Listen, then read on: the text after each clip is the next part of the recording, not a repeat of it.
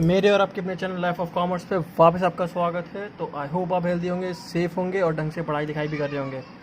Because हमारा कौन सा चैप्टर चल रहा था? मैनेजमेंट चैप्टर चल रहा था, class 12 business chapter number 1। One of the most important chapter है। बेसिक है चैप्टर, शुरुआत का चैप्टर है, तो one of the most important तो रहेगा ही, क्योंकि अगर मैनेजमेंट के फंक्शंस पढ़ने हैं पूरी तरह से तो सबसे पहले हमें जानना तो पड़ेगा कि मैनेजमेंट होता क्या है। तो हमने मैनेजमेंट के बारे में जान लिया था, नॉर्मल बेसिक जान लिया था हमने। मैनेजमेंट की एक दो वीडियो मैंने और भी बना दी थी, तो उसके आगे से स्टार्ट कर रहे हैं हम। ये वाली ये तीसरी या चौथी वीडियो है मैनेजमेंट में, जो कि कौन सी है? नेचर ऑफ मैनेजमेंट की। नेचर ऑफ मैनेजमेंट की बात करेंगे कि management as an art, management as an science और मैनेजमेंट एज एन प्रोफेशन।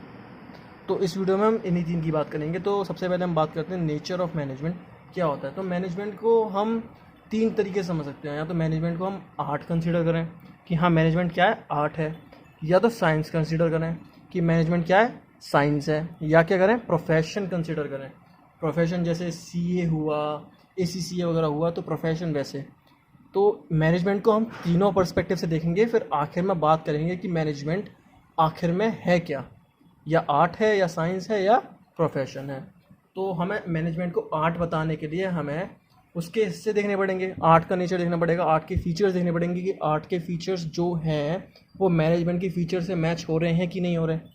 तो हम मैनेजमेंट एज एन आर्ट के लिए हम देखेंगे कि एक आर्ट को कैसे डिफाइन कर सकते हैं। एक पर्सनलाइज्ड एप्लीकेशन। पर्सनलाइज्ड एप्लीकेशन क्या हो गया? मतलब पर्सनलाइज्ड एप्लीकेशन ये हो गया कि हर एक इंसान, अलग अलग इंसान अपनी अलग अलग तरीके से अप्लाई करता है कोई टेक्निक को। मैनेजमेंट में क्या होता है कि मैनेजमेंट में हर एक अलग अलग मैनेजर अपनी टेक्निक्स को अलग अलग तरीके से क्या करता है, अप्लाई करता है। तो पर्सनलाइज एप्लीकेशन वही हो गया। Of general theoretical principle. General theoretical principle मतलब कौन से हुए? जो जनरल प्रिंसिपल्स वगैरह होते हैं। हम साइंस वाले प्रिंसिपल्स की बात नहीं कर रहे, हम जो जनरल प्रिंसिपल्स होते हैं उनको अप्लाई करना एक पर्सनलाइज्ड एप्लीकेशन, मतलब पर्सनलाइज्ड वे के through for achieving best possible result. कोई पॉसिबल जो है, कोई रिजल्ट जो है उसको बेस्ट तरीके से पॉसिबल करने के लिए, उसको बेस्ट तरीके से अचीव करने के लिए ये सारी चीज़ों को अप्लाई करना। तो मैनेजमेंट एज एन आर्ट हम देखेंगे फीचर्स के थ्रू। तो एग्जिस्टेंस ऑफ थियोरेटिकल नॉलेज। तो ये कह रहा है कि सबसे पहला फीचर क्या है एज एन आर्ट को कंक्लूड करने के लिए कि एग्जिस्टेंस ऑफ थियोरेटिकल नॉलेज, मतलब जो एग्जिस्टेंस होना चाहिए नॉलेज, जो हमें मैनेजमेंट में यूज़ करी जाती है नॉलेज, उसका एग्जिस्टेंस होना चाहिए पहले से ही। और जो प्रिंसिपल्स वगैरह यूज़ करे जाते हैं, जो सारी चीज़ें क्या यूज़ करी जाती है प्रैक्टिस के लिए, तो उन सब का पहले से ही एग्जिस्टेंस होना चाहिए मैनेजमेंट में अप्लाई करने के लिए। Second, personalise application. Personalise application मतलब क्या है मैं अभी बताया जस्ट। हर एक सब देखिए इसके थ्रू पढ़ लेते हैं हम। Application of principles and theories differs from people to people, giving rise to different styles. तो वही बताया मैंने कि जो अलग अलग लोग हैं अलग अलग तरीके से प्रिंसिपल्स को फॉलो करते हैं, अलग अलग तरीके से टेक्निक्स को अप्लाई करते हैं, तो जिसकी वजह से क्या होता है, अलग अलग तरीके की स्टाइल्स आ जाती है मैनेजमेंट की। अब बात करेंगे based on practice and creativity. अब भाई मैनेजमेंट में आप जानते हैं एक मैनेजर उतना अच्छा तभी बनेगा जितनी ज़्यादा प्रैक्टिस करेगा। अब मैं बात करूं कि एक है आपके सामने 2 साल वाला एक्सपीरियंस पर्सन और एक है आपके सामने कम से कम 20 साल वाला एक्सपीरियंस पर्सन। दोनों के पास कोई डिग्री नहीं है, दोनों नॉर्मल मैनेजर ही हैं, तब भी आप किसे चूज़ करोगे? भाई मेरा आंसर तो 20 साल वाला होगा, बिकॉज उसके पास इतना टाइम था, उसने इतने सारे जो टेक्निक्स हैं उनको अप्लाई करा है, उनके डेविएशंस वगैरह जानता है, वो उसको एक्सपीरियंस है सब चीज़ों में, यही सब चीज़ें। इसीलिए वो जो क्रिएटिविटी है ना उसकी, उसने काफ़ी यूज़ करी है, उसने काफ़ी प्रैक्टिस करी है 20 साल वाले ने। तो यही तो एक मैनेजमेंट को हम आर्ट, कंक्लूजन के थ्रू बताता हूँ कि मैनेजमेंट को हम आर्ट मान सकते हैं, बिकॉज ये सारे फीचर्स को क्या है, सारे क्राइटेरिया को क्या है, फुलफिल करता है। कैसे कि मैनेजमेंट में भी एक एग्जिस्टेंस ऑफ थियोरेटिकल नॉलेज होती है, जो एक नॉलेजेस वगैरह हैं वो एग्जिस्ट करती हैं। पर्सनलाइज एप्लीकेशन मतलब हर एक मैनेजर अलग अलग तरीके से अपनी टेक्निक्स को अप्लाई करता है based on practice and creativity. अब एक मैनेजर उतना अच्छा तभी हो पाएगा जितनी ज़्यादा प्रैक्टिस करेगा, जितनी ज़्यादा क्रिएटिविटी यूज़ करेगा उतना अच्छा तभी हो पाएगा। इसीलिए क्या है, मैनेजमेंट को हम आर्ट बोल सकते हैं। हम बात करेंगे कि मैनेजमेंट को एज अ साइंस बोल सकते हैं कि नहीं। तो सिस्टमाइज बॉडी ऑफ नॉलेज पहला क्राइटेरिया।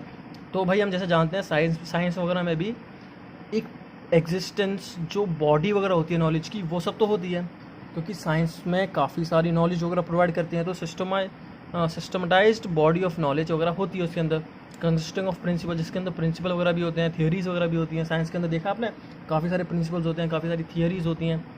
अब प्रिंसिपल कैसे बनते हैं? एक्सपेरिमेंट के थ्रू। अब साइंस तो भाई is all about experiments. Science में जितने ज़्यादा एक्सपेरिमेंट होंगे उतना ज़्यादा अच्छा है। एक साइंटिस्ट तभी अच्छा होगा जितने ज़्यादा एक्सपेरिमेंट करता है वो। तो प्रिंसिपल्स जो हैं वो किसके बेसिस पे बनते हैं? एक्सपेरिमेंटेशन के बेसिस पे। और साइंस में क्या है? सिस्टमाइज्ड बॉडी ऑफ नॉलेज है। वैसे ही क्या है, मैनेजमेंट में भी सिस्टमेटाइज्ड बॉडी ऑफ नॉलेज है, और उसमें भी प्रिंसिपल्स कैसे बनते हैं? एक्सपेरिमेंट के थ्रू। अब भाई शुरुआत में किसी मैनेजर ने काफ़ी एक्सपेरिमेंट वगैरह करे होंगे, तभी तो प्रिंसिपल्स वगैरह बने। तो अब हम थर्ड वाला देखें, यूनिवर्सल वैलिडिटी। यूनिवर्सल वैलिडिटी कैसे है? यूनिवर्सल वैलिडिटी मतलब जैसे हमारे साइंस के जो प्रिंसिपल्स होते हैं वो हर जगह एप्लीकेबल होते हैं, हर जगह, पूरे यूनिवर्स में हर जगह एप्लीकेबल होते हैं। बट जो मैनेजमेंट के हैं वो चेंज हो जाते हैं, बिकॉज अलग अलग पर्सन है, अलग अलग मैनेजर है, अलग अलग स्टाइल्स हैं, अलग अलग टेक्निक्स यूज़ करेगा, अलग अलग वे में यूज़ करेगा टेक्निक्स को, तो यूनिवर्सली एप्लीकेबल नहीं रहता। तो thus we can conclude that management is regarded as science. तो हम इसे साइंस बोल क्यों रहे हैं? हालांकि यूनिवर्सल वैलिडिटी नहीं है, तब भी इसे हम साइंस बोल रहे हैं, because systematised body of knowledge है और प्रिंसिपल बेस्ड ऑन एक्सपेरिमेंटेशन है। ये दोनों क्राइटेरिया क्या कर रहे हैं? मैच कर रहे हैं, इसीलिए हम उसे साइंस बोल रहे हैं। बट हम उसे एग्जैक्ट साइंस नहीं बोल रहे हैं, हम उसे क्या बोलेंगे? इम्प्योर साइंस बोल सकते हैं, सोशल साइंस बोल सकते हैं, फिर सॉफ्ट साइंस बोल सकते हैं।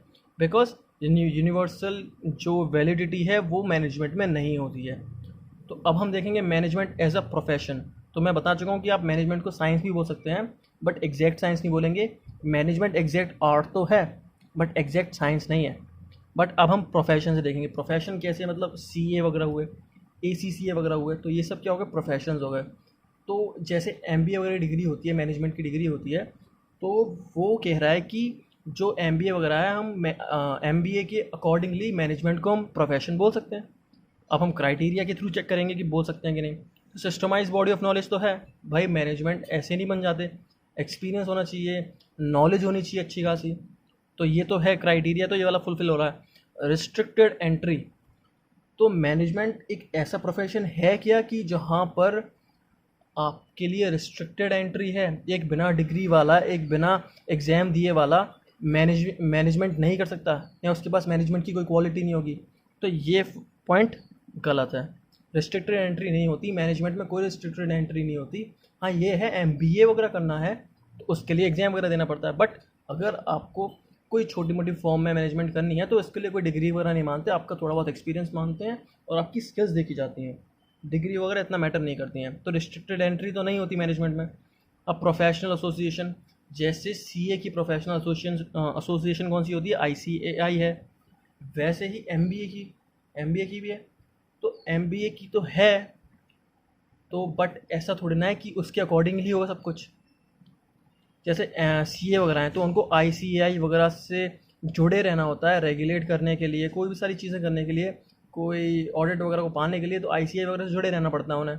कोई नई चीज़ डेवलप हुई है, उन सब कुछ चीज़ों को सीखने के लिए, तो ICAI से जुड़ा रहना है। बट MBA में ऐसा है क्या? मैनेजमेंट में ऐसा है क्या? कोई नहीं है। कोड ऑफ कंडक्ट क्या हो गया कि जैसे ICAI वगैरह हैं तो उन्हें एथिक्स फॉलो करने पड़ते हैं। मैनेजमेंट में ये तो नहीं कहलवाते कि भाई पहले कसम खाओ कि हम ऐसा नहीं करेंगे।